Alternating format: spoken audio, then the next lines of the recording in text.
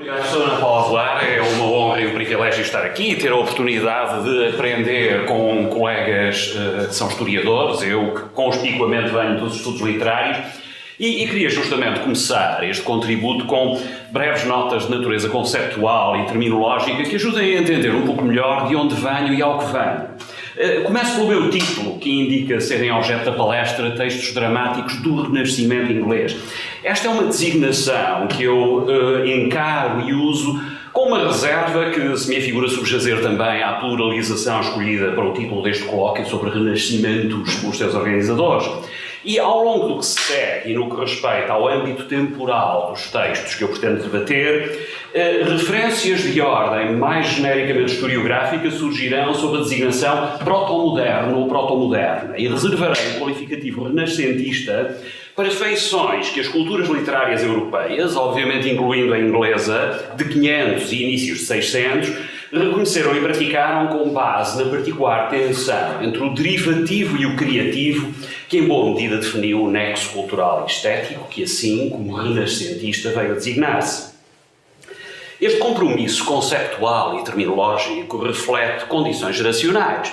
A experiência formativa da minha geração incluiu, ainda no momento inicial, a transmissão da metanarrativa de raiz burkhartiana, mas veio a refletir decisivamente a experiência de testemunhar em primeira mão as reconfigurações disciplinares, metodológicas e ideológicas trazidas aos estudos literários pelos novos contextualismos, como alguns assim lhes chamaram, que no mundo académico de expressão inglesa se desenvolveram em especial para a década de 1980. Eu refiro-me em particular ao neo-historicismo de Stephen Greenblatt e ao materialismo cultural de Terence Hawkes, de John Drakakis ou Catherine Belsey.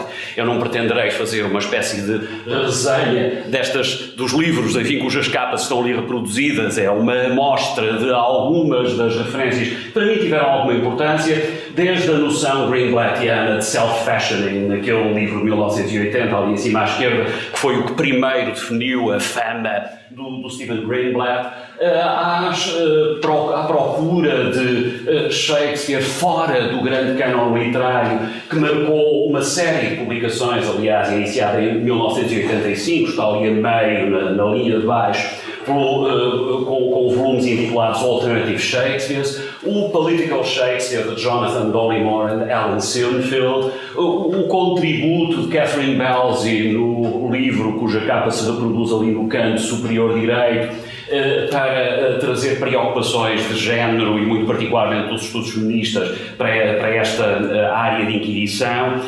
Enfim, no respeitante às terminologias aplicáveis à periodização, as diferentes formas de ceticismo face a narrativas historiográficas tradicionais, incluindo as da historiografia literária, tiveram uma sinédoque reveladora na preferência vincada pela designação descritivamente neutra Early Modern, que é a regra que traduz por proto-moderno, e a quase recusa de Renaissance, pelas valorações que introduz na periodização, mas também por particularidades do caso inglês. Há vontade que assim se exprimia de assinalar a historicidade e inevitabilidade ideológica dos modelos de organização dos saberes. Era afim a recusa de autarcia e hierarquia disciplinares, com uma consequente preferência por formas de ler a que hoje chamaríamos relacionais. No que aos estudos literários respeita, e com particular veemência, quando o período em apreço é justamente o de inícios da Idade Moderna, reconheço a força convincente que a minha geração encontrou na famosa formulação quiástica de uma das figuras fundadoras do neo-historicismo greenblattiano, neste passo que se conclui com aquela menção tantas vezes citada, The Historicity of Texts and the Textuality of History, neste ensaio intitulado Professing the Renaissance, the Poetics and Politics of Culture. Esta relacionalidade, como lhe estou a chamar, disciplinar, metodológica e operativa, entra numa curiosa concomitância com a natureza eminentemente intercultural das representações que eu hoje me proponho debater. A consciência de distintas culturas nas suas afinidades e diferenças foi apontada por alguns como feição definidora do período que neste colóquio nos importa, independentemente de como lhe chamemos. Registre-se a observação de Sanford Budig, num volume que interrogava em que medida a diversidade cultural é compaginável por argumentos de comensurabilidade e traduzibilidade. Estou a referir-me a esta afirmação: "The experience of the co-presence of cultures is perhaps the most important aspect of what we call Renaissance." Essa experiência envolve, obviamente, culturas do passado, legado clássico, naturalmente, mas também coevas e vernáculas. E, para a Inglaterra proto-moderna, nenhuma exerceu um fascínio tão prolongado e de tão vasta consequência quanto a italiana. Nas artes e na literatura, como na educação, na obra de cronistas e apologistas, na configuração estética dos espaços que o poder habita e em que se exerce, é difícil exagerar a medida em que a constituição de modelos culturais italianos marcou a Inglaterra. O século culmina e se encerra no tempo de Shakespeare e dos outros dramaturgos da viragem de 500 para 600. Evidencia-se esse impacto, obviamente, nos lugares da ação de muitas das peças do período, mas não só, são os próprios modelos formais de configuração da ação e dos procedimentos determinantes da construção das personagens que ostentam também essa marca de influência cultural na escrita dramática e na delineação de tradições teatrais. Não sendo, embora genericamente específica, é dominantemente no subgénero comédia que essa determinação mais se faz sentir. Por via do processamento que os modelos clássicos, e especificamente romanos, de Plauto e Terêncio, encontraram quer na comédia erudita, quer na comédia dell'arte, e a partir destas noutras práticas vernáculas europeias, de que a inglesa foi exemplo saliente. E é esta saliência genérica que me permite invocar argumentos relacionais agora de um outro ângulo, que é o da consideração histórica e teoricamente sustentada das condições específicas em que a comédia tendeu a representar a diversidade humana, ou, se quisermos, a tensão entre o mesmo e o outro. Isto porque há um considerável consenso teórico na percepção de que um elemento genericamente estruturante da ação da comédia é a tensão entre propósitos individuais e um ponto de vista comunitário, vencendo este último no desfecho da comédia, e sendo o riso um fator determinante do modo como as simpatias do público são captadas para o ponto de vista comunitário. A grande diferença na prática da comédia e na sua perspectivação teórica passa pela medida em que o riso congrega ou discrimina, ou seja, vincando diferenças entre os seus sujeitos e objetos desse riso, ou, pelo contrário, irmanando-os numa risibilidade proposta como componente inelutável do humano. Eu teria aqui, se tivesse tempo, mas não tenho hoje, uma série de notas sobre teoria da comédia. Pode ser que algumas delas ainda venham a propósito depois no debate. Mas para já avançarei para a seguinte reflexão. Que relevância crítica poderemos encontrar para estas considerações alternativas sobre o tratamento dado pela comédia às diversidades humanas, proeminentemente diversidades de cariz cultural e envolvendo lugares de ação dramática nominalmente italianos, é isto que me proponho fazer, nas peças que me proponho considerar. Bom, no Mercador de Veneza, deixem-me pensar isto, no Mercador de Veneza, os espaços em que de modo mais explícito se manifestam percepções de diferença cultural são os que envolvem a galeria dos primeiros pretendentes de Pórcia, que são risivelmente descritos pela sua aia Nerissa. Ela itemiza-os, são the Neapolitan Prince, the County Palatine, the French Lord, Monsieur de Bon, Falconbridge, the young Baron of England, the Scottish Lord, his neighbour, the young German. É uma longa galeria. Note-se que nenhuma destas personagens chega alguma vez a surgir em cena, ou é objeto de caracterização adicional à sua alterização na voz de Nerissa, como uma galeria de indesejáveis, porque de um deles se diz que só sabe falar do seu cavalo, o outro é surumbático, um outro é frívolo e sem personalidade definida, ainda o outro é ignorante e de traje ridículo, há um brigão, há um bêbado. Desdobramentos da venalidade e risibilidade humanas em tais séries de personagens têm, naturalmente, lugar de longa data na história das representações, mas a sua frequente vinculação a identidades nacionais no drama inglês da viragem de 500 para 600 reflete Uma consciência de diversidades no espaço europeu proto-moderno que é exacerbada por um conjunto de fatores que vão, da política e diplomacia de balança de poder de Isabel I, aos realinhamentos causados pela Reforma, ainda aos inícios históricos da viagem formativa de filhos da nobreza e de mercadores ricos, com culminação preferencial em lugares italianos, que contribuiu crucialmente para uma maior familiaridade inglesa com relatos sobre outros estados e cidades. Conforme é de há muito salientado por estudiosos dos estereótipos de identidade nacional, no quadro da chamada imagologia, como Hugh Pearson, a delineação de identidades realiza-se caracteristicamente de modo relacional, cá vou eu outra vez, por diferenciação, que não com base em feições intensas. Estou a referir-me a considerações feitas pelo Hugh Pearson, na realidade num conjunto de estudos, que este ensaio sobre The Rhetoric of National Character é apenas um exemplo, sobre oposições estabelecidas e reconhecíveis no plano dos estereótipos, quando ele diz "Most imputed national characteristics will exhibit a binary nature capable of attributing strongly contradictory characteristics to any given national group", sobre national stereotyping como "a pattern of Janus-faced imagenes", e já no segmento inferior do slide, the realization formulated around the mid-1960s that national characterizations take place in a polarity between self and other, and that the dynamics between auto-image and hetero-image tends to show invariant dynamics in various different national and cross-cultural confrontations. Enfim, reflexões enfim, produzidas por imagólogos como Hugh Pearson tiveram também na minha formação um impacto significativo. E afigura-se-me que considerações desta ordem dão particular tendência aos cotejos proporcionados no Mercador pelas descrições de Nerissa, daquela galeria de estrangeiros indesejáveis.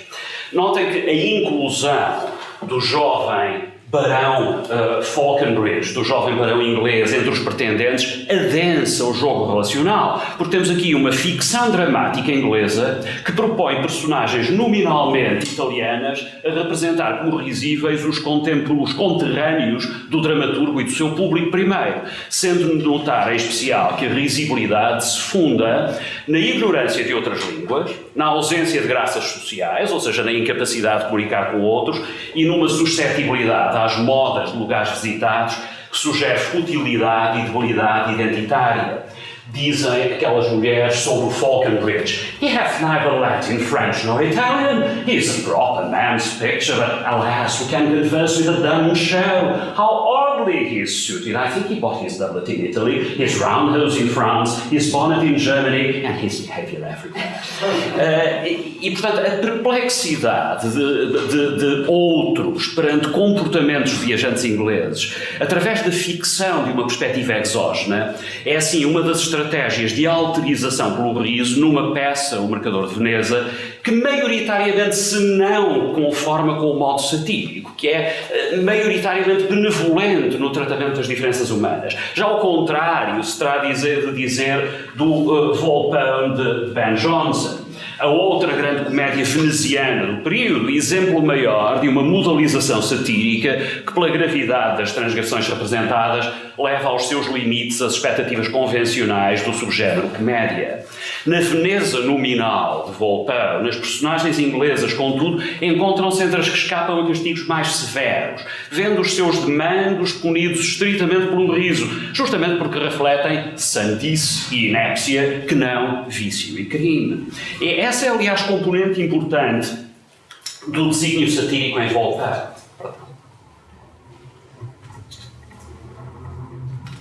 Estou com um resfriado monumental, mas prometo que dentro dos 45 minutos falarei até que a voz me doa. Mas, bom, estava eu a dizer que às figuras inglesas no Volpone falta a grandiosidade das transgressões mais exaltadas, associáveis estas ao fulgor de uma Veneza de magnifici e de riquezas desmesuradas, mas também de grandes cortesãs. A peça manifesta alguma da reserva de Johnson face ao chamado mito de Veneza na cultura inglesa proto-moderna, que foi reflexo de uma admiração pela grande fortuna mercantil combinada com virtudes cívicas que fizera de Veneza um modelo que Londres gostaria de emular na culminação do processo histórico de deslocação de poder e riqueza maritimamente sustentados do Mediterrâneo para o Atlântico. Um impulso significativo para esse mito seria dado uns anos depois do Mercador de Veneza, uns anos antes do Volpone, seria dado pela tradução de Contarini, do De Magistratibus et Republica Venetorum de Gasparo Contarini, traduzido por Lewis Luckner em 1599. A erudição do Ben Jonson torna-o um dos autores do período com maior familiaridade com fontes não inglesas em tradução, ou sem ser em tradução, incluindo não apenas os clássicos, mas também culturas vernáculas. Só que a insatisfação de Johnson com as transformações socioeconómicas do seu tempo inclui ceticismo quanto aos discursos mais otimistas sobre o enriquecimento trazido pelo protocapitalismo comercial e, portanto, também com os desígnios de emulação subjacentes ao nexo Londres-Veneza, ao tipo de ambição que estava por trás desse nexo. O reconhecível conservadorismo político de Johnson tem uma correspondência na sua antipatia face a aspirações de mobilidade social, que tende a representar como próprias de revistas e patifes, e também de mobilidade espacial, que o leva a satirizar com uma ilusão e uma tolice o entendimento de que a viagem alarga o conhecimento de si e do mundo. Isso é tratado também com grande ceticismo por Ben Jonson nas suas comédias. E em Volpone, essas perspectivas dramatizam-se na desastrada incursão veneziana de duas personagens inglesas, Sir Politic Woodbey e Lady Woodbey. Um casal inglês corporiza a versão mais degradada da viagem formativa, no caso dele, para tentar realizar projetos que entende perspicazes e magníficos, aquilo que ele descreve como certain projects that I have which I may not yet discover, my thousand aims, etc. E no caso, mas que são projetos, enfim, que se descobrem iludidos e ridículos mal ele começa a descrevê-los. No caso dela, por uma mescla de ignorância e vício que a leva a entender o perfil social da cortesã como um ideal feminino a atingir, como razão de ser e culminação da sua viagem a Veneza. E esta referência, embora não na voz dela, a estar em Veneza for intelligence of tires, ou seja, de indumentárias, não é? Tires and fashions and behavior among the courtesan. Notem que poucos anos depois disto, em 1608, Thomas Coriat, que fez a pé a viagem de Inglaterra a Veneza e que depois escreveu um relato, enfim, circunstanciado dos muitos episódios incluídos nessa viagem sob aquele título Coriat's Crudities, o Thomas Coriat incluiria nos Crudities o registro fascinado da legião de cortesãs de Veneza, num passo em que declara it is thought there are of them in the whole city and other adjacent places at the least 20,000. E depois, enfim, estranha como so glorious, so potent, so renowned the city, ali na quinta linha, podia admitir, contemplar isso, mas explicava-o com base em atitudes de identidade sexual e de género dos homens italianos. They think that the chastity of their wives would be the sooner assaulted, se não houvesse cortesãs, não é? And so consequently, they should be Capricornified, which of all the indignities in the world the Venetian cannot patiently endure, were it not, isto é brutal, for these places of evacuation. Bom, isto eram considerações do Thomas Coriat sobre o lugar das cortesãs na sociocultura veneziana. Ele, aliás, incluía também nos Crudities uma gravura do seu encontro com uma delas. Il signor Tommaso Otcombiano, que é um toponímico, ele era de uma vilória chamada Otcombe, em Somerset, encontrando Margarita Emiliana, bella cortigiana de Venezia. É uma gravura famosa esta. Mais adiante, no século bem mais adiante, em 1682, Thomas Otway criaria para a própria cidade o epíteto The Adriatic Whore, que mais famosamente salientaria a percepção não menos fascinada de que riqueza extrema gerava vício extremo.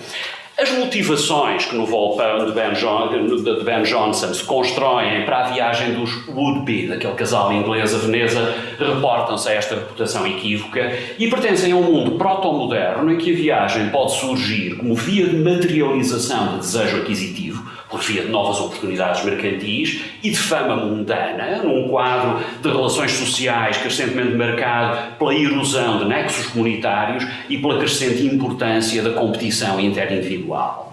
A reconhecível historicidade dos fundamentos e condições para o seu tratamento satírico relaciona-se ironicamente, porém, com a intemporalidade sugerida pelo quadro alegórico em que Jonson inscreve a trama desta comédia. Os nomes criados para as personagens da peça, Volpone, Mosca, Corvino, Corbaccio, Voltore, colocam-nos numa fábula animal de rapina e predação como macro-metáfora do comportamento humano. Nessa fábula, o casal inglês, por via da versão abreviada do nome dele, ele é Sir Politic Would Be, mas tratado familiarmente como Sir Paul. E Paul é em inglês o nome familiar dado a um papagaio. De modo que eles, nesta fábula, ele e a mulher são um casal de papagaios. Portanto, ia eu dizer nessa fábula o casal inglês, por via dessa versão abreviada do nome dele, é um par de papagaios cuja inépcia é castigada impiedosamente através do riso e do opróbrio público por outro viajante inglês que encontram ali do lado direito, na coluna do lado direito, em segundo lugar, contar de cima, Peregrine, a Gentleman Traveller, Peregrine, o Falcão, cuja argúcia e séria vontade de compreensão do mundo, ele é um contraponto útil aqui, se combinam com a implacabilidade satírica para o tornarem na peça a figura mais próxima de uma norma autoral. É também complexa, mas distinta, a caracterização a que Shakespeare procede no Mercador de Veneza daquilo que faz ocorrer a Belmonte os já mencionados pretendentes de Pórcia, porque é do domínio do conto maravilhoso a viagem deles, ou de quase todos eles, uma vez que a grande exceção, ironicamente, é Bassanio, o jovem cavalheiro veneziano. É o único que Pórcia deseja e a quem ajuda, com alguma manipulação, a passar a prova dos 3 cofres de ouro, prata e chumbo para escolher aquele, o de chumbo mais humilde, que lhe vale a mão de Pórcia. É que há uma ação secundária no Mercador de Veneza que integra esta pequena estrutura de conto maravilhoso. Era uma vez uma bela e rica e virtuosa heroína cujo pai determinou que todos os pretendentes à mão dela teriam de passar por um teste perante 3 cofres, um de ouro, um de prata, um de chumbo, e têm de fazer a escolha certa, por aí fora. Pórcia acaba por controlar esta espécie de extensão póstuma da vontade patriarcal, manipulando as circunstâncias que levam Bassanio àquele que ela quer, a escolher o cofre certo. Não é? Mas, a pormenorizar a caracterização prévia das motivações de Bassanio para a sua viagem de conquista de Pórcia é, porém, firmemente ancorada numa materialidade cujos fundamentos e meios pouco têm a ver com o universo imaginativo do conto maravilhoso. Isso é que é para mim relevante. As circunstâncias de Bassanio radicam, isso sim, nas condições históricas de ascensão de uma cultura monetária proto-moderna e acrescentam condições distintas e adicionais de fascínio à representação shakespeariana de Veneza com Londres profundo. O relato daquilo que antecede a determinação de Bassanio em cortejar Pórcia é de notável candura. O amigo de Bassanio, António, ostensivamente o mercador no título da peça, insiste com ele, recorrendo a imagens da religião do amor com ressonância petrarquista, em que ele lhe confidencia a identidade da amada. O passo começa com António a dizer: "Why, tell me now what lady is the same to whom you swore a secret pilgrimage." Só que a resposta que Bassanio dá parece de início estranhamente desacertada, porque consiste numa narrativa de ruína pessoal por dívidas. É uma conversa de negócios que escolhe a fuga à insolvência, que não uma demanda amorosa, como a principal preocupação, my chief care, a principal preocupação de Bassanio, ou seja, o amigo diz-lhe então, que mulher é essa à qual vais em peregrinação? E ele diz, olha, estou cheio de dívidas e a minha preocupação fundamental é libertar-me delas. Isto com notável candura. E depois continua dizendo, como tu és o meu principal credor e o meu maior amigo, é a ti que eu tenho de revelar de coração aberto aquilo que ele chama all my plots and purposes, neste verso aqui, to unburden all my plots and purposes. Plots and purposes podem ser planos e propósitos, mas podem também ser tramas e propósitos. E é a seguir a isto que ele diz, em Belmonte há uma bela senhora, aliás, por esta ordem, rica, bela e virtuosa. É nesses termos que a questão é colocada aqui ao fundo. Em Belmonte is a lady richly left, aquele left é herdeira, não é? Portanto, há uma rica herdeira, and she is fair and fairer than that word of wondrous virgins.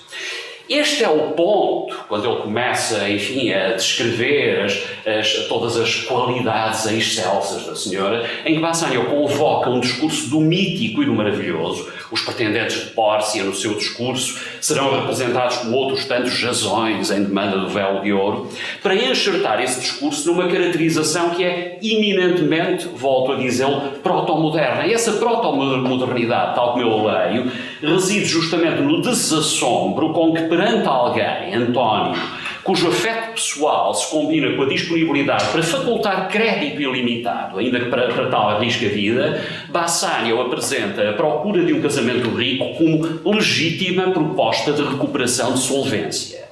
No quadro mais amplo da construção das personagens e da sua validação ética no curso do texto e da ação do Mercador de Veneza, a combinação de dinheiro e amor no discurso de Bassanio não é representada, e isso é que é interessante, como cinismo, nem aviltamento. Pelo contrário, está próxima de um comportamento normativo, e isso parece confirmar-se com o sucesso amoroso e material da personagem, no final feliz. Como de há muito é apontado por estudiosos das consequências que a gênese do capitalismo comercial historicamente implicou para a produção imaginativa num tempo primeiro do seu desenvolvimento, as novas práticas comerciais e financeiras beneficiam de uma percepção favorável e eticamente desonerada, podendo homologias e sinergias entre o financeiro, por um lado, o sentimental ou erótico, por outro, serem percebidas como retórica esteticamente convincentes. Este foi um argumento que é, enfim, um livro que leva ao largo dos anos de publicação, Literature and the Rise of Capitalism, desenvolvido por Raymond Suttle, que diz, bom, temos processos como a usura a serem, sem que isso seja satírico, propostos como analogias esclarecedoras de relações humanas com base em nexos emocionais, como, por exemplo, as relações amorosas, não é? E isso, num primeiro tempo, de uma certa familiarização com tais procedimentos, não tem uma espécie de ónus moral, não é negativizado. A Inglaterra, e Londres em particular, foi um palco privilegiado dessa sociocultura primeira do capital comercial, assistida também pela ênfase protestante na necessidade de a virtude ser ativa que não contemplativa e pelo modo como a ética puritana resgatou a demanda de riqueza do ónus que sobre ela tradicionalmente impendera como fator de danação. E a esse respeito, eu, sem poder alargar-me também mais considerações, estou a evocar, obviamente, a tese Weber-Tony, primeiro desenvolvida por Max Weber na Ética Protestante e Espírito do Capitalismo, depois desenvolvida por R.H. Tony, muito particularmente em relação ao caso inglês, no Religion and the Rise of Capitalism, de 1926. Assim, a cena em que Bassanio, jovem que tenta superar um passado de esbanjamento e dívidas, procura um mercador rico que lhe dê capital para uma expedição que, correndo bem, lhe assegurará um casamento rico, e que em tudo é idêntica a uma iniciativa mercantil de alto risco, incluindo o aparelhar de um navio, bom, tal cena propõe-se-nos em condições que credibilizam o entendimento criticamente convencional de que as cidades nomeadas por Shakespeare nunca são senão réplicas de Londres. Ou seja, a Veneza nominal da comédia de Shakespeare é burguesa e norte-europeia, que não oligárquica ou aristocrática e mediterrânica. O seu reconhecimento como decalque de Londres acresce quando se nota que a ação protagonizada por Bassanio é replicável. Isso resulta, claro, de uma das ações secundárias, uma outra ação secundária do Mercador, aquela em que Lorenzo organiza a fuga da sua noiva secreta, Jessica, de casa do pai dela, o judeu Shylock. Um momento decisivo dessa ação secundária ocorre numa cena de rua, que proporciona reflexão adicional sobre as dinâmicas socioeconómicas no espaço urbano proto-moderno. Notoriamente, Lorenzo chega atrasado ao encontro com os seus amigos, que são figuras adjuvantes sob a janela de Jessica para organizar a fuga dela, e explica "Sweet friends, your patience for my long abode. Not I, but my affairs have made you wait."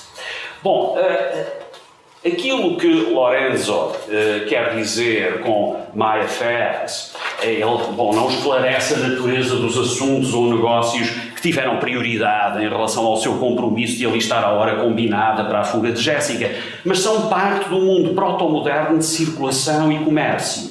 Implicam também, uma vez mais, um cruzamento complexo entre os domínios ético e emocionais próprios dos modos satírico e romântico na comédia renascentista inglesa. Pronto, por fim, para se juntar aos seus amigos, a brincar aos ladrões de mulheres, Lorenzo, da posição convencional de quem aborda a amada em serenata, ela está numa janela, ainda esboça o discurso do amante dedicado que invoca os céus para confirmar a jura de amor neste passo. "Heaven and thy thoughts are witness that thou art mine." Só que a essa retórica de elevação, Jessica responde: "Here, catch this casket." Ou seja, enquanto ele começa "o céu e os teus pensamentos", ela diz lá assim: está bem, mas é este cofre que vai dar jeito. E, portanto, essa é a resposta que a amada lhe dá da janela da casa.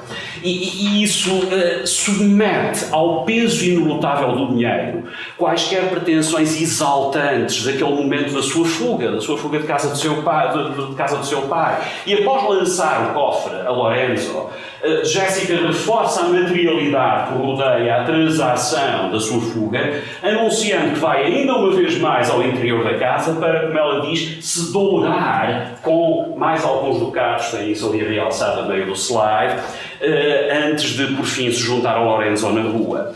Ou seja, o trânsito de Jessica, dos constrangimentos do espaço doméstico e patriarcal para a liberdade da rua e da viagem para Belmont, onde verá a sua subtração de si e do dinheiro do seu pai premiada com o casamento e com a felicidade do desfecho cómico, isso ocorre com uma facilidade que, para Jack D'Amico, confirma que estamos perante a representação de um ambiente urbano familiar ao dramaturgo, que não perante os lugares exóticos e imaginativamente exaltados que a toponímia estrangeira de outro modo sugere.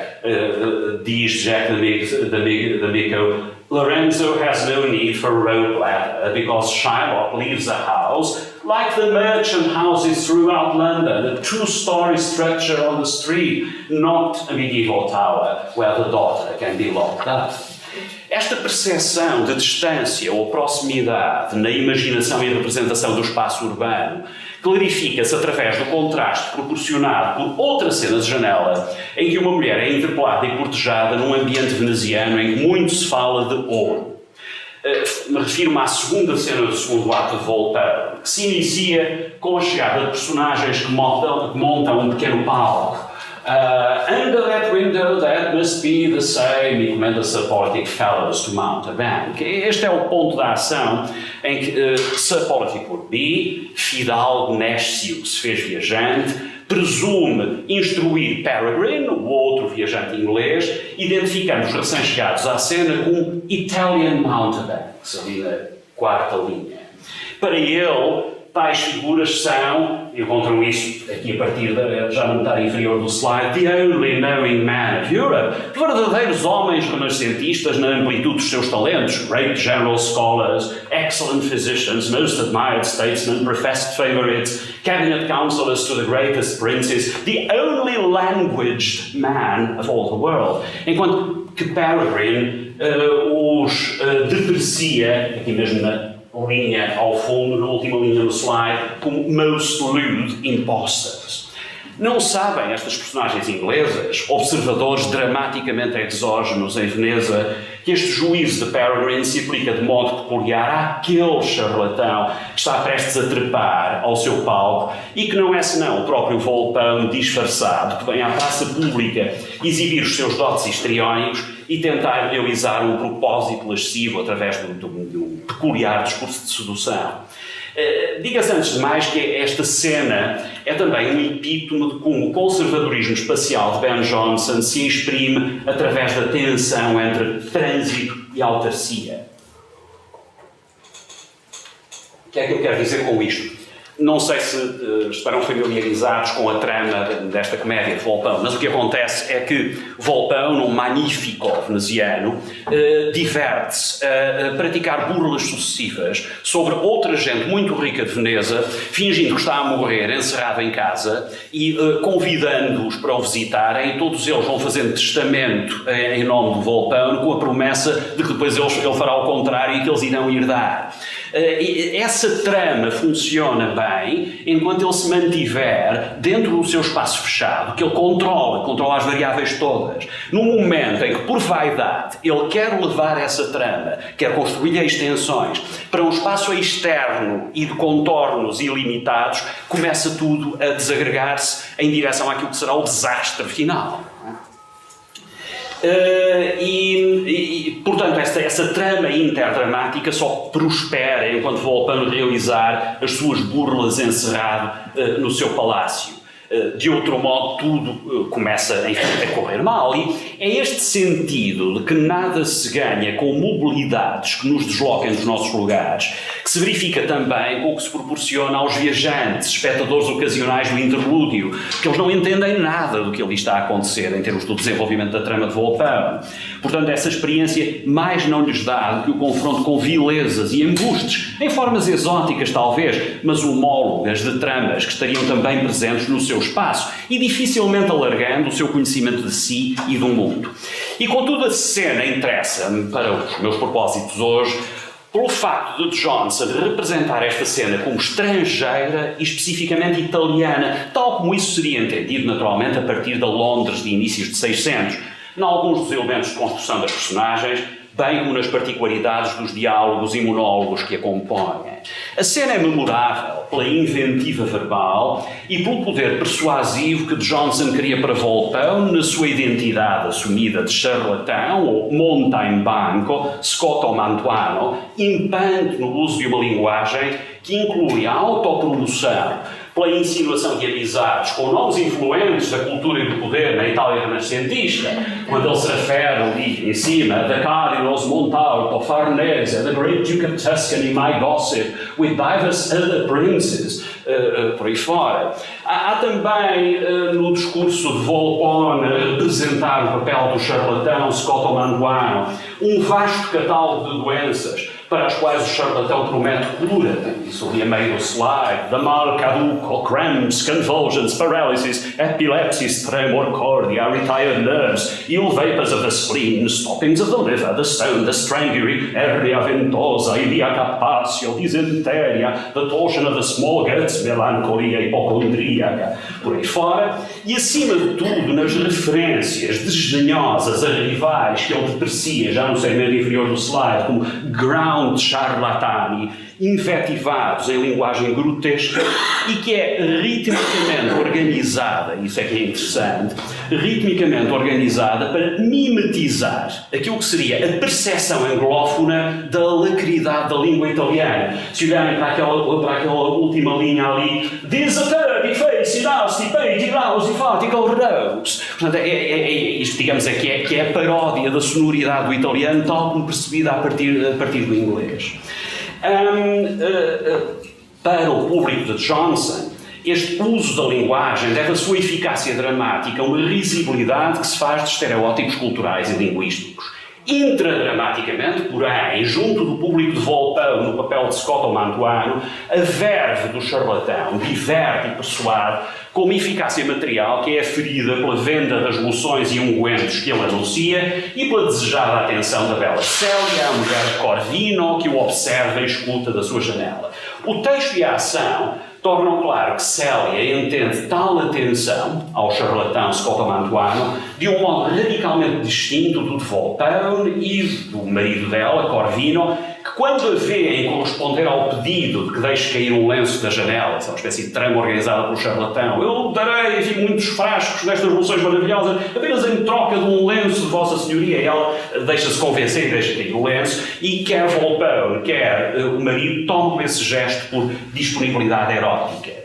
Ora bom, esta é uma distinção fundamental entre as duas cenas de janela que eu venho considerando. No Mercador de Veneza, Jéssica responde ao desafio amoroso de Lorenzo atirando-lhe o dinheiro que subtrai ao seu pai como prólogo da sua própria entrega e em plena consciência do significado e consequência dos seus atos. Em Voltaire, Célia responde ao discurso do charlatão, que lhe pede um objeto aparentemente sem valor, obedecendo a uma instrução cujas implicações mostra ignorar a entrega de um lenço, o mais característico penhor amoroso, metonímia da própria amada, um gesto que emerge, carregado de promessa amorosa, da longa história do namoro e sedução nas culturas europeias.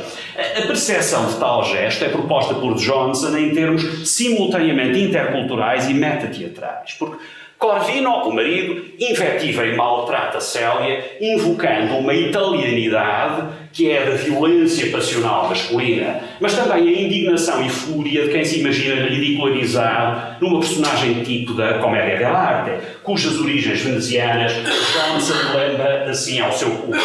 O segmento superior do slide. Spite of the devil and my shame, come down, here, come down, no house but mine to make your scene, Signor Flaminio, will you down, sir, down? What, is my wife your Francescina, sir? No windows on the whole piazza here to make your properties but mine, but mine? Ah, there, tomorrow I shall be new christened and called the Pantalone di Bisognosi about the town. A relacionalidade deste perfil ciumento e passional, quando percebido por públicos norte-europeus como aquele que Johnson primariamente interpela, é explícita no discurso de Corvino, que é diretamente devedor da teoria do clima, aquela ideia dos nórdicos e fleumáticos e os do sul que são passionais. Se Voltaire, num passo anterior, se maravilhara com a coragem dos ousados ingleses, pelo modo como supostamente soltavam as suas mulheres para todo tipo de encontros, aquelas linhas que estão ali no meio, a respeito da old English, that there let loose their wives to all encounters. Bom, Corvino, na sua inventiva para Célia, compara-se com outro povo fleumático, neste caso holandeses. I'll but protest myself a cuckold and save your dowry. I'm a Dutchman, for if you fuck me an Italian, you would be damned. There you did this, you whore. Thou'dst tremble to imagine that the murder of father, mother, brother, all thy race should follow as the subject of my justice. Para concluir, as implicações destas duas cenas de janela, bem como o lugar que ocupam nas respectivas economias dramáticas, oferecem bons argumentos para que as declaremos centrais à ação das duas peças. A fuga de Jéssica e Lorenzo combina ímpeto amoroso e um implacável e transgressivo materialismo. Mas a presença de feições satíricas no seu tratamento dramático não impede a validação última das opções destes amantes, de Jéssica e Lorenzo, através da sua inclusão no final feliz do Mercador de Veneza, após um percurso físico, a viagem entre Veneza e Belmonte, que nesta peça decalca os nexos de mobilidade próprios da nova economia de capital, circulação e risco. A cena de janela em Voltaire é também mais do que a oportunidade desejada pelo seu protagonista para triunfar histriónica e verbalmente sobre aqueles que interpela.